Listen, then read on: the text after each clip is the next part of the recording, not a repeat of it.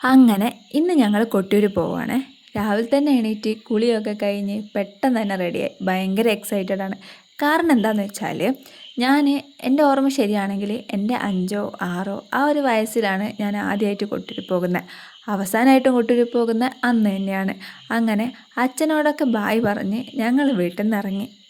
വണ്ടി നേരെ വിടുന്നത് ഞങ്ങളെ ബാക്കി ടീംസിനെ കൂട്ടാനാണ്. ഞങ്ങൾ എല്ലാവരും കൂടെ ഒരുമിച്ചാണ് പോകുന്നത്.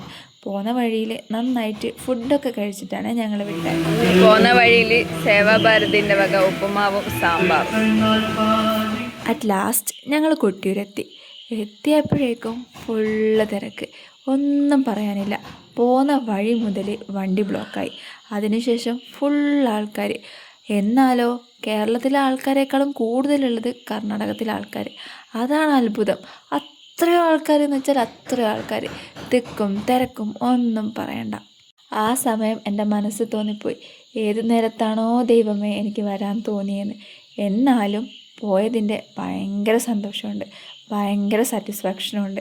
ഞങ്ങൾക്ക് ദർശനത്തിന് ക്യൂ നിന്നിട്ട് പോകാൻ പറ്റിയില്ലെങ്കിൽ പോലും അതിൻ്റെ ഉള്ളിൽ പോയി എഴുന്നള്ളത്തൊക്കെ കാണാനും പറ്റി.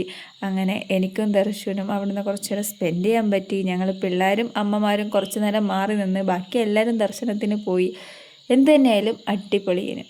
അപ്പോൾ പോവാത്ത ആൾക്കാരുണ്ടെങ്കിൽ പെട്ടെന്ന് തന്നെ പോയിക്കോ. പക്ഷേ ഒരു കാര്യം ഞാൻ ഓർമ്മിപ്പിക്കാം, ഭയങ്കര തിരക്കാണ്.